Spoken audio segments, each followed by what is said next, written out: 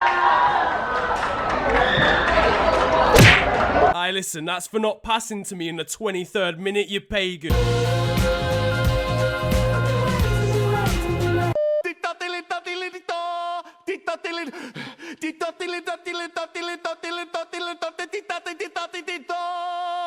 Let's fucking have it. Bunda usual intro, it's FTW, you know what it is. Football is back, the Premier League has returned, this is not a drill. I think I've genuinely aged in its absence. My date of birth has accelerated into the past whilst it's been gone. I now genuinely enjoy oatmeal. My favourite daytime viewing is Antiques Roadshow. And Arsenal fans will have felt like they were aging whilst watching the first game back. What you do? Why you even fucking need? Why you even need?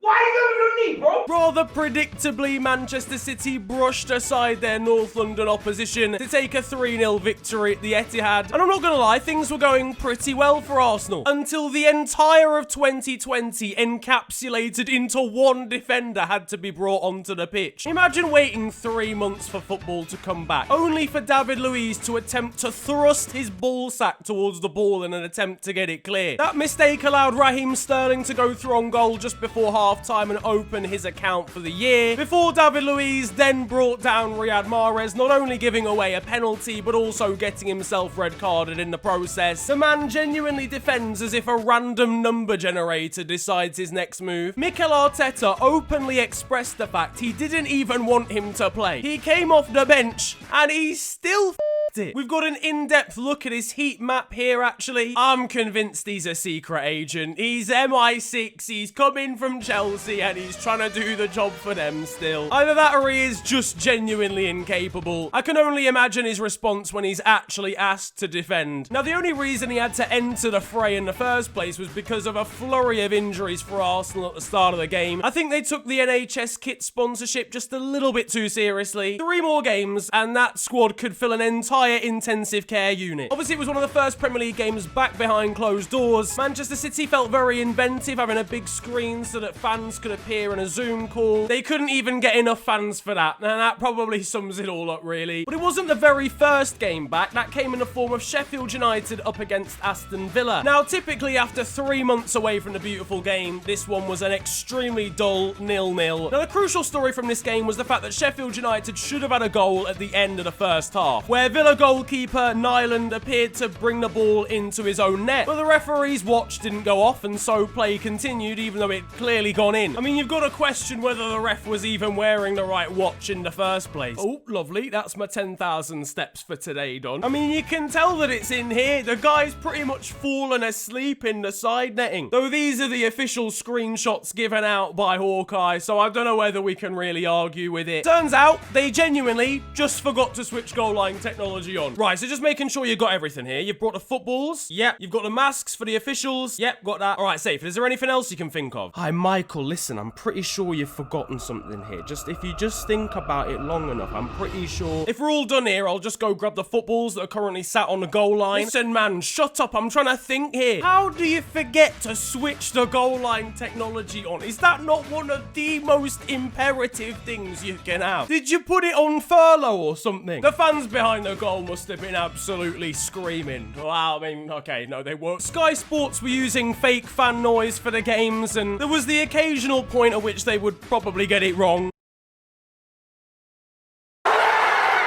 Now, there was drama off the pitch in England too, with Marcus Rashford managing to pressure the government into giving out free meals for children who needed them over the summer. Now, this coming after the original stance, given that kids weren't going to be getting it because it wasn't, you know, incredible enough circumstances. I mean, I feel like a pandemic probably is pretty incredible, but we move. It's a big victory for Marcus, I've got to say. Give this man an OBE, an MBE, a knighthood, make him an admiral, a duchess, the Archbishop of Canterbury if required. If you think about it logically now, any team that beats Manchester United and Marcus Rashford pretty much hates children. Katie Hopkins weighed in with her as per usual, unasked for opinion, got bodied, posted a meme about looking good in blue, then got bodied again by Manchester City. Oh dear God. It's a Shithousery award for Manchester City. Then Rashford came in as well afterwards. Oh dear mother of God. It's Shithousery squared. Patrick Van Aanholt, you just didn't need to do it to her. I mean, they did. That's a lie. It's cubed shithousery. Health Secretary Matt Hancock went on television and praised Rashford for the campaign that he's put together, except he accidentally called him Daniel Rashford instead. It's not difficult. Dan!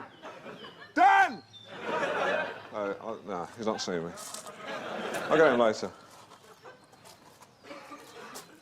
I would just like to say, though, massive respect to Marcus Rashford on this one. He's been campaigning for a lot of things over lockdown, and generally speaking, he's definitely grown from being a boy when he first came through at Manchester United to being a man, and he's a great role model for everyone in the younger generation. The Premier League have announced there could be walk-on music for players that are getting substituted in games to make up for the lack of fan noise. I'm hearing the application for Andreas Pereira's walk-on music was pretty interesting.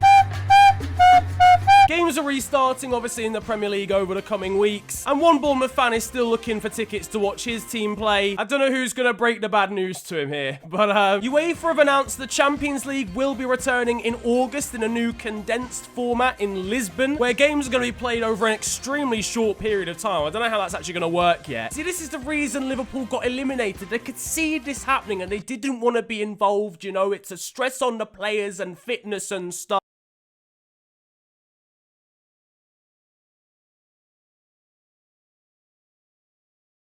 The actual Liverpool account tweeted this out with the words, "Nice Dejan Lovren." Is this the level we're at? This is the bar we've set for Dejan Lovren, where this is actually impressive. Over in Germany, Bayern Munich confirmed their Bundesliga title by beating Werder Bremen. I am unbelievably surprised at this news. You can't physically hear my shock because it's being drowned out by the ploughing of fields, because it's a complete farmers league. Nah, but for real, congrats to them. They now have more of these dish-esque Bundesliga trophies than I have plates in my own actual flat. So who's the real winner here? Arsenal right-back Hector Bellerin committed to planting 3,000 trees to help combat carbon emissions for every win that Arsenal gets in the Premier League between now and the end of the season.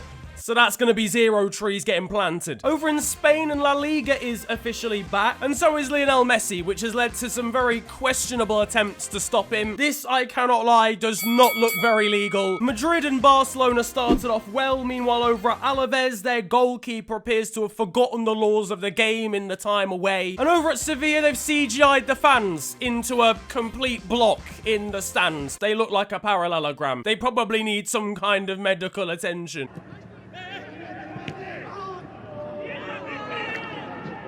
Romelu, are you even trying? Meanwhile, over at Porto, home fans have got around the behind closed doors issue by not getting into the stadium, but getting on top of it instead. Do you think they're going to notice us up here? Nah, it's fine. As long as we're not doing anything to bring attention to ourselves. One day, what did I say about bringing pyros? But do you want an escape from how terrible life is right now? Well, why don't we take a look back down memory lane with FTW Rewind, taking a look at what was happening this week many, many years ago. Now, back in 2010 at the World Cup, South African winger Sifiwe Shabalala scored that goal. And speaking of World Cups, I'll set the scene for you. It's 1994, we're in America. The US is a very new soccer footballing nation, and all eyes are on them to organise one of the greatest World Cups we've seen and really put themselves on the map. Up steps Diana Ross for the opening ceremony. All she has to do is kick a football into an extremely large footballing net. And finally, in 2016, Daniel Sturridge created English limbs across the entire country with a late goal that saw England defeat Wales in the Euros. We'll forget about the rest of the tournament and the fact that Wales actually did really well. If you think about it, we beat them, so basically we came like fourth in the whole thing.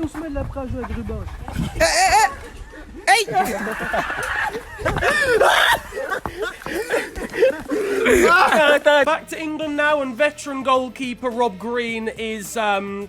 I'm a football scout. I work for Dagenham and Redbridge as the head of recruitment.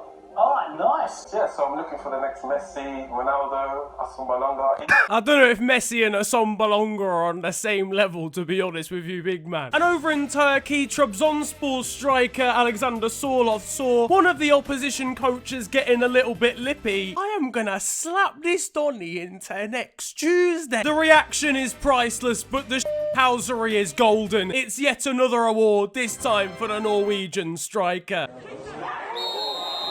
But now it is time for Still 0-0, and you guys know the score by now. This is a segment of the show where I bring you the best of Sunday League and amateur football. Now this week we've got a free kick being lined up. You know, it doesn't look like the worst position in the world. Looks like he could go for goal, maybe could put a cross into a dangerous area.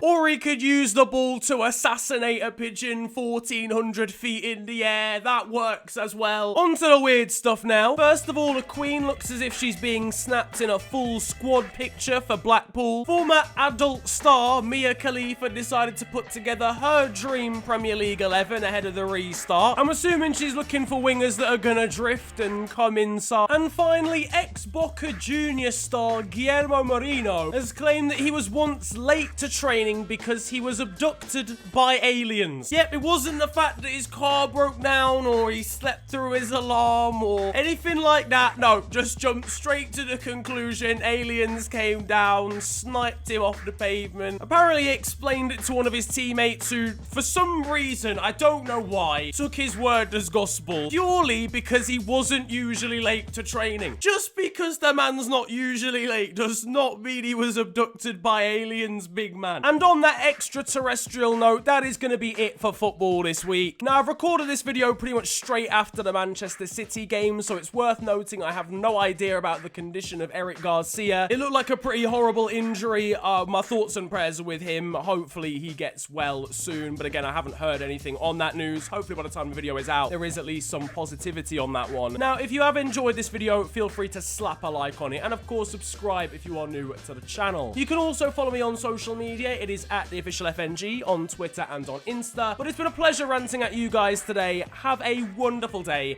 Enjoy yourselves, and goodbye.